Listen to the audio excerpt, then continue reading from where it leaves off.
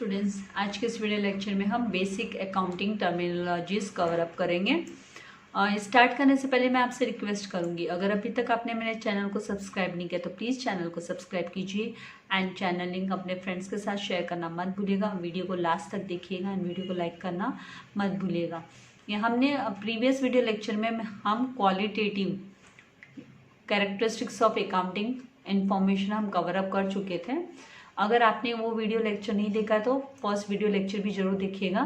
अभी यहाँ पर बेसिक अकाउंटिंग टर्मिनोलॉजीज, ये क्या होता है? टर्मिनोलॉजीज मतलब हर एक लैंग्वेज, हर एक सब्जेक्ट की अपनी एक टर्मिनोलॉजी होती है, एक उसका वे होता है, उसमें टर्म्स हम यूज़ करते हैं। तो यहाँ पर कौन सी बेसिक टर्मिनोलॉजीज है, accounting terminologies, in order to have better understanding. अगर आपको अच्छी अंडरस्टैंडिंग चाहिए ऑफ अकाउंटिंग अकाउंट्स की, तो it is necessary to know meaning. आपको मीनिंग पता होना चाहिए of certain basic terms. Certain basic terms का आपको बेसिक टर्म्स के मीनिंग पता होना चाहिए जो अकाउंट्स में यूज होते हैं, which is use in accounting.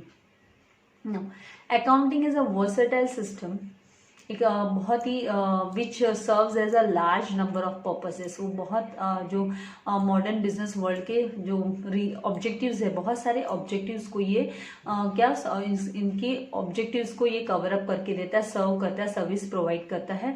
तो ये वर्सेटाइल सिस्टम है, बहुत ही अच्छा सिस्टम है जहाँ पर मतलब बिजनेस वर्ल्ड को बहुत ही इसका मेजर इंपॉर्टेंस है अकाउंटिंग का बिजनेस वर्ल्ड में। तो hence the following terminologies need to be understood. आपको नीचे दिए हुए टर्मिनोलॉजीज से है जो बेसिक टर्म्स है वो आपको पता होना चाहिए। तो types of transactions, types of transactions में ट्रांजेक्शन्स दो टाइप्स के होते हैं। ये जो फ्लो चार्ट है आपको क्या डिपिक्ट करता है? आपको टाइप्स ऑफ ट्रांजेक्शन, जिसमें टाइप्स ऑफ ट्रांजेक्शन्स में ट्रांजेक्शन्स के दो टाइप्स हैं। एक है मॉनेटरी ट्रांजेक्शन जिसे हम बोलते हैं money related, finance money related, and एक है नॉन मॉनेटरी ट्रांजेक्शन जिसमें मनी नहीं यूज होती, मनी का यूज नहीं होता है। नाउ मॉनेटरी ट्रांजेक्शन्स में दो टाइप होते हैं। It is further divided into two types. ये आप लोगों को इंग्लिश में भी आपको फ्लो चार्ट आता है, राइट? आपको उसको आपको एक्सप्लेन करना होता है, लिखना होता है। तो यहाँ पे monetary transactions is further divided into two types. Cash transaction जिसमें ना रोकड़ा कैश की बात होती है, cash transaction, and credit transaction. Credit मतलब उधार, क्रेडिट ट्रांजेक्शन मतलब यहाँ पर उधार में माल लेना, उधार में माल बेचना। तो यहाँ पे credit transaction and cash transaction को हम स्टडी करेंगे। एंड नॉन मॉनेटरी ट्रांजेक्शन जहाँ पे रोकड़े का हिसाब किताब नहीं, कैश का हिसाब किताब नहीं, यहाँ पे बार्टर ट्रांजेक्शन्स होते हैं। बार्टर आप ऑलरेडी इकोनॉमिक्स में भी पढ़ चुके हो, इवन आपने अर्लियर प्रीवियस क्लासेस में आपने पढ़ा है, ज्योग्राफी वगैरह में भी, हिस्ट्री में भी पढ़ा है। Barter system exchange for goods, goods का एक्सचेंज होता है, राइट? Exchange of commodities. तो यहाँ पे हम इन बेसिक टर्म्स को अंडरस्टैंड करेंगे। तो सबसे पहले ट्रांजेक्शन्स का मीनिंग देखते हैं। तो ट्रांजेक्शन्स का मतलब क्या होता है? तो ट्रांजेक्शन का मतलब होता है एक्सचेंज ऑफ। ट्रांजेक्शन का मीनिंग होता है what do you mean by transactions. तो ये अकाउंट में ट्रांजेक्शन मतलब exchange of goods and services. आप गुड्स एंड सर्विसेज का एक्सचेंज करते हो बिटवीन टू पर्सन्स, दो पर्सन के बीच में, क्योंकि एक्सचेंज के लिए दो बंदे तो होने जरूरी है, दो पीपल जरूरी है, राइट? और पार्टीज या दो पार्टी, मतलब दो पार्टी बोले तो कैसे, यहाँ पे पार्टी बोले तो दो अलग अलग बिजनेस पार्टीज, ओके, उनका होना जरूरी है फॉर मनी। या तो मनी के लिए ये जो exchange of goods and services होता है, या तो किसके लिए होता है? मनी के लिए। मनी मिलता है एक्सचेंज में, नहीं तो मनी इज वर्थ, मनी उसका जितना वैल्यू है उसके ही वैल्यूएबल अमाउंट का कुछ और आपको मिलेगा, इज नोन एज ट्रांजेक्शन। तो उसे हम ट्रांजेक्शन्स बोलते हैं। उसे क्या बोलते हैं? ट्रांजेक्शन। तो वंस अगेन ट्रांजेक्शन्स का मतलब होता है exchange of goods and services, exchange of goods and services between two persons और पार्टीज फॉर मनी और money's worth is known as transaction. तो इसे ट्रांजेक्शन्स कहा जाता है। नाउ जैसे हमने फ्लो चार्ट में यहाँ पे देखा monetary transaction and non monetary, तो पहले हम मॉनेटरी ट्रांजेक्शन को स्टडी करेंगे, उसके अंदर cash transaction and credit transaction. तो मॉनेटरी ट्रांजेक्शन, द ट्रांजेक्शन जो लेन देन है विच इन्वॉल्व, जिसमें इन्वॉल्व रहता है एन एक्सचेंज ऑफ मनी, जिसमें मनी नहीं तो मनी इज वर्थ, डायरेक्टली मतलब और indirectly, money is worth direct और indirect, is called monetary transaction. उसे हम मॉनेटरी ट्रांजेक्शन कहते हैं।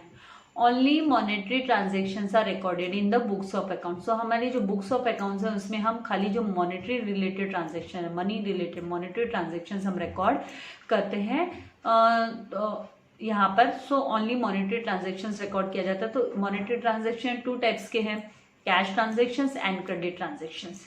क्रेडिट मतलब उधार में बेचा लेकिन फ्यूचर में मिलेगा ना रोकड़ा, उसका पैसा रिसीव होगा। तो कैश ट्रांजेक्शन का मतलब अब बिजनेस ट्रांजेक्शन, एक बिजनेस ट्रांजेक्शन लेन देन जिसमें इन विच कैश इज पेड, जिसमें कैश पे किए करते हैं, या तो हम कुछ खरीदते तो हम पेमेंट करेंगे। अगर कोई बिजनेस फर्म किसी से खरीद रही है तो उसे कैश पेमेंट करेगी, या बेच रही है तो कैश रिसीव करेगी। और रिसीव्ड इमीडिएटली जहां पे मिल जाता है उसे कैश ट्रांजेक्शन, तुरंत। जैसे आप बनिए की दुकान पे जाते हो, उसको आपने 100 रुपया दिया और 100 रुपये का माल खरीदा, तो वो क्या हो गया, वो इमीडिएट पेमेंट कर दिया आपने कैश का, तो उसे कैश ट्रांजेक्शन बोला जाता है। तो business transaction in which cash is paid, जिसमें हम कैश पे करते हैं और रिसीव करते हैं इमीडिएटली, तो is called as cash transaction. तो उसे कैश ट्रांजेक्शन कहा जाता है, रोकड़ा। तो जैसे परचेस ऑफ गुड्स, आपने अपने फर्म के लिए, बिजनेस के लिए गुड्स परचेस किए फॉर कैश में परचेस किए एट ₹15,000, 15,000 में, मतलब ये इमीडिएटली आपने कैश पेमेंट किया, तो ये आपका कैश ट्रांजेक्शन हो गया। पेमेंट ऑफ सैलरी, आप सैलरी पेमेंट कर रहे हो ₹5,000, 5,000 का सैलरी दे रहे हो, आपके बिजनेस फर्म में काम करने वाले बंदे को 5,000 का कैश पेमेंट कर रहे हो, सैलरी दे रहे हो, तो ये क्या हो गया, आपका कैश ट्रांजेक्शन हो गया। अब आते हैं क्रेडिट ट्रांजेक्शन पे।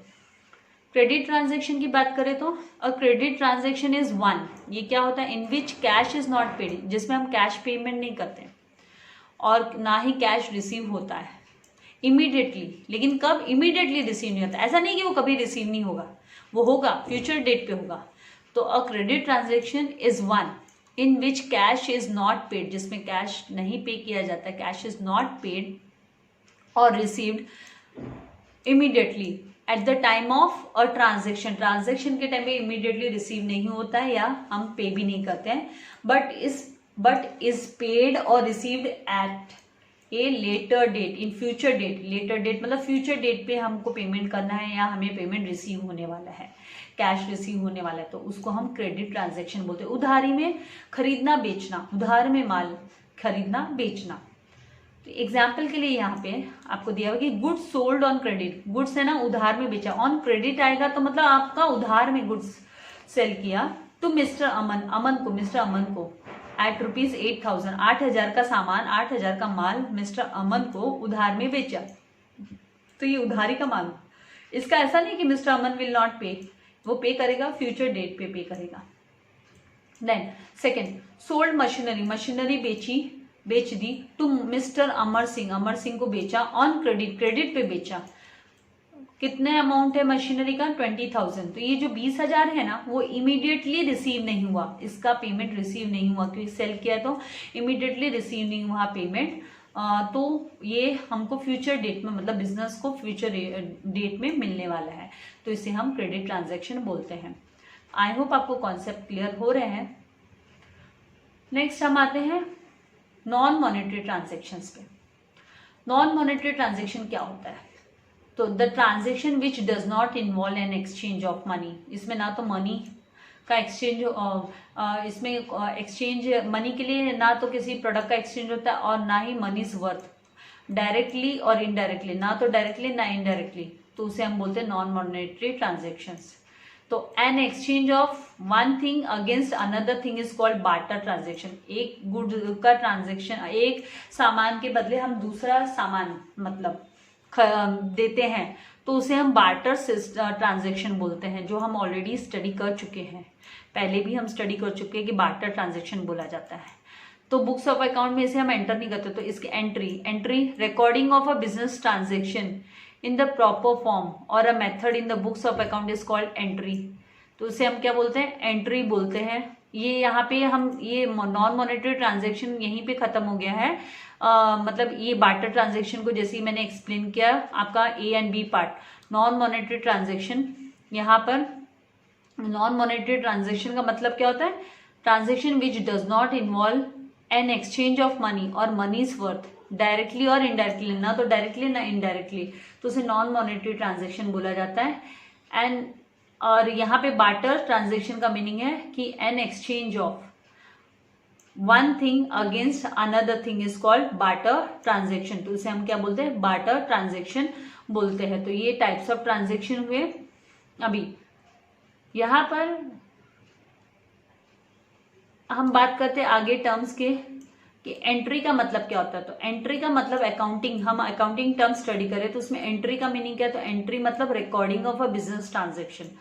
हम जिस बिजनेस ट्रांजेक्शन को रिकॉर्ड करते हैं इन द फॉर्म और मेथड, प्रॉपर फॉर्म में, मेथड में, बुक्स ऑफ अकाउंट में, तो उसे एंट्री बोला जाता है, उसे एंट्री बोला जाता है। इन सब टर्म्स को हम यूज करेंगे जब आप अकाउंट्स रियल में आप जब स्टार्ट करोगे, आप सॉल्व करना सम्स इसके अकाउंट्स के, तब आप इन सब शब्दों को, इन वर्ड्स को, इस टर्मिनोलॉजी को आप यूज करने वाले हो।